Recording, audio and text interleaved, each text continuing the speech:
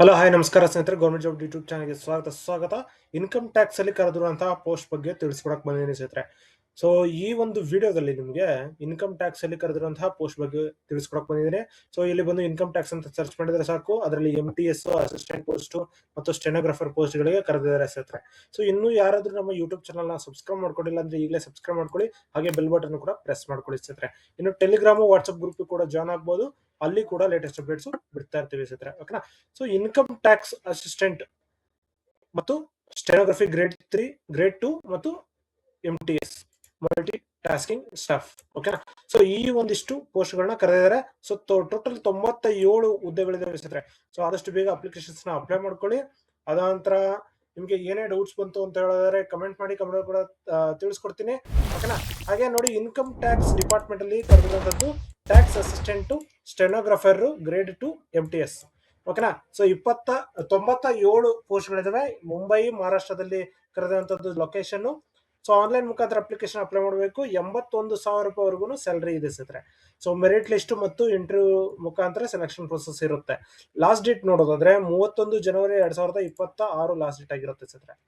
So ನೋಡಿ, tax ಅಸಿಸ್ಟೆಂಟ್ಗೆ 47,000 ಪೋಸ್ಟ್ಗಳಿದಾವೆ. So 81,000 ರೂಪಾಯಿವರೆಗೂ salary ಇದೆ. ಸ್ಟೆನೋಗ್ರಫರಿಗೆ ಕೂಡ 50,000 ರೂಪಾಯಿವರೆಗೂ ಸ್ಯಾಲರಿ ಇದೆ ಆಸ್ ಪರ್ ಪೇ 7. ಓಕೆನಾ. ಸೊ MTS ಅವ್ರಿಗೆ 18ರಿಂದ 56,000ವರೆಗೂ ಸ್ಯಾಲರಿ ಇದೆ ಸ್ನೇಹಿತರೆ. ಇನ್ನು ಇನ್ಕಮ್ ಟ್ಯಾಕ್ಸ್ ಡಿಪಾರ್ಟ್ಮೆಂಟ್ ಅಲ್ಲಿ ಎಲಿಜಿಬಿಲಿಟಿ ಕ್ರೈಟೀರಿಯಾ ನೋಡೋದಾದ್ರೆ, so tax assistant bachelor degree post ಇದೆ, ಮತ್ತು ಸ್ಟೆನೋಗ್ರಫಿ ಗ್ರೇಡ್ 2ಗೆ 12th ಪಾಸ್ ಇದೆ, ಮತ್ತು ಮಲ್ಟಿ ಟಾಸ್ಕಿಂಗ್ ಸ್ಟಾಫ್ ಅವ್ರಿಗೆ 10th ಪಾಸ್. ಓಕೆನಾ. So 10th to 12th degree ಮಾಡ್ಕೊಂಡಿರುವಂತಹ ಎಲ್ಲಾ ಅಭ್ಯರ್ಥಿಗಳು ಅಪ್ಲಿಕೇಶನ್ಸ್ ನ ಅಪ್ಲೈ ಮಾಡಬಹುದಾಗಿರುತ್ತೆ. ಹಾಗೆ ಏಜ್ ಲಿಮಿಟ್ ನೋಡೋದಾದ್ರೆ 18ರಿಂದ 27 ವರ್ಷದವರೆಗೂ ಏಜ್ ಲಿಮಿಟ್ ಇದೆ ಸ್ನೇಹಿತರೆ. ಮತ್ತು ಏಜ್ ರಿಲ್ಯಾಕ್ಸೇಷನ್ಸ್ ಕೂಡ ಇದೆ. ಮತ್ತು SC/ST ಕ್ಯಾಂಡಿಡೇಟ್ಸ್ಗೆ 10 ವರ್ಷ ಇದೆ. ಮೆರಿಟಿಯಸ್ ಸ್ಪೋರ್ಟ್ಸ್ ಪರ್ಸನ್ಸ್ಗೆ 5 ವರ್ಷದವರೆಗೂ ಏಜ್ ಲಿಮಿಟ್ ಇದೆ, ಏಜ್ ರಿಲ್ಯಾಕ್ಸೇಷನ್ಸ್ ಇದೆ. ಮತ್ತು ಆಲ್ ಕ್ಯಾಂಡಿಡೇಟ್ಸ್ಗೆ 200 ರೂಪಾಯಿ ಫೀ ಇದೆ ಸ್ನೇಹಿತರೆ. ಸೊ ಅಪ್ಲಿಕೇಶನ್ ಫೀ 200 ರೂಪಾಯಿ ಪೇ ಮಾಡಲೇಬೇಕಾಗಿರುತ್ತೆ ಸ್ನೇಹಿತರೆ. ಓಕೆನಾ. ಸೊ ಇನ್ನು ಸೆಲೆಕ್ಷನ್ ಪ್ರೊಸೆಸ್ ನೋಡಿದ್ರೆ ಮೆರಿಟ್ ಲಿಸ್ಟ್, ಇಂಟರ್ವ್ಯೂ ಮತ್ತು ಡಾಕ್ಯುಮೆಂಟ್ ವೆರಿಫಿಕೇಶನ್. ಓಕೆನಾ.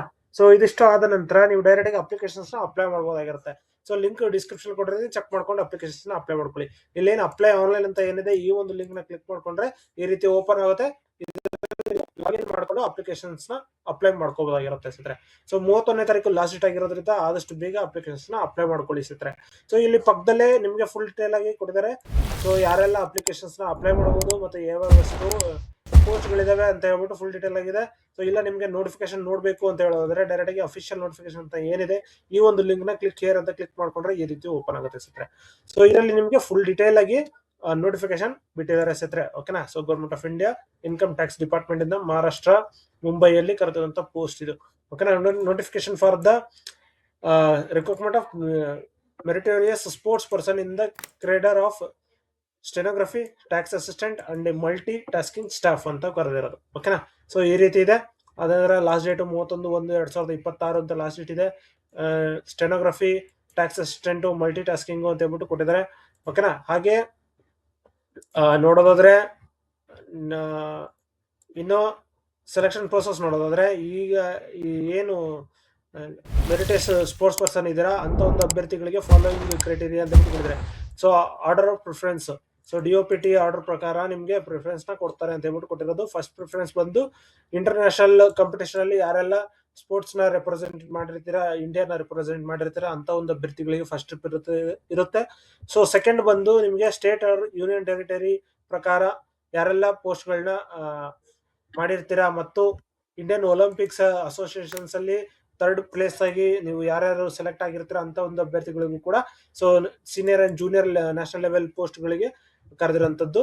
ಓಕೆನಾ. ಅದಾನಂತರ 3rd ಪ್ಲೇಸ್ ಅಲ್ಲಿ ಬಂದು ಖೇಲೋ ಇಂಡಿಯಾ ಯೂನಿವರ್ಸಿಟಿ ಗೇಮ್ಸ್ ಗಳಲ್ಲಿ ಆಗಿರುವಂತಹ ಅಭ್ಯರ್ಥಿಗಳು, ಮತ್ತು ministry of youth affairs and sports ಅಲ್ಲಿ 3rd ಪ್ಲೇಸ್ ಹೊಂದಿರುವಂತಹ ಅಭ್ಯರ್ಥಿಗಳಿಗೆ 3rd ಪ್ರಿಫರೆನ್ಸ್ ಇರುತ್ತೆ. 4th ಅಲ್ಲಿ ಬಂದು representative state or unitary in Khelo India youth games age above 18 years, ಆಮೇಲೆ ವಿಂಟರ್ ಗೇಮ್ಸ್ ಅಲ್ಲಿ ಮಾಡಿರುವಂತವ್ರಿಗೆ, ಮತ್ತು 5th 6th ಅಂತ ಹೇಳ್ಬಿಟ್ಟು ಈ ರೀತಿ ಕೊಟ್ಟಿದ್ದಾರೆ.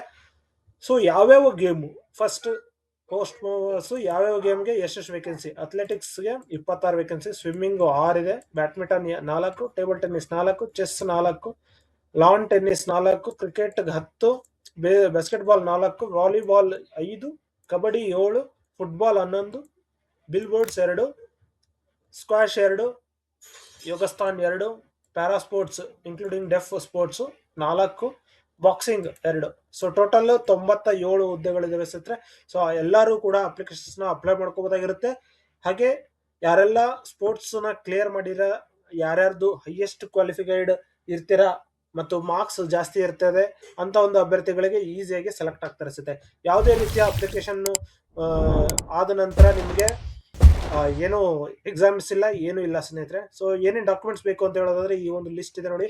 So SSLC marks card, birth certificate, Aadhaar card, passport size photo ಇದಿಷ್ಟು ಇಟ್ಕೊಂಡಿರ್ಬೇಕಾಗಿರುತ್ತೆ. ಮತ್ತು ಕ್ವಾಲಿಫಿಕೇಶನ್ ಸರ್ಟಿಫಿಕೇಟ್ಸ್ ಬೇಕಾಗಿರುತ್ತೆ, ಕ್ಯಾಸ್ಟ್ ಇನ್ಕಮ್ ಸರ್ಟಿಫಿಕೇಟ್ ಬೇಕಾಗಿರುತ್ತೆ, ಅದ ನಂತರ ಸ್ಪೋರ್ಟ್ಸ್ ಗೇಮ್ ಸರ್ಟಿಫಿಕೇಟ್ ಬೇಕಾಗಿರುತ್ತೆ, certificate on eligibility for recruitment of sports person, ಇದೊಂದು ಸರ್ಟಿಫಿಕೇಟ್ನ ನೀವು ಕ್ಲಿಯರ್ ಮಾಡಿ ತಗೊಂಡ್ಬರ್ಬೇಕಾಗಿರುತ್ತೆ. ಅದ ನಂತರ ಸರ್ಟಿಫಿಕೇಟ್ ಫಾರ್ PWD ಮತ್ತು UDID ಕಾರ್ಡು ಕೊಡ್ಬೇಕಾಗಿರುತ್ತೆ, ಎಂಪ್ಲಾಯಿ NOC ಕೊಡ್ಬೇಕಾಗಿರುತ್ತೆ ಪ್ರೆಸೆಂಟ್ ಎಂಪ್ಲಾಯರ್ ಇಂದ.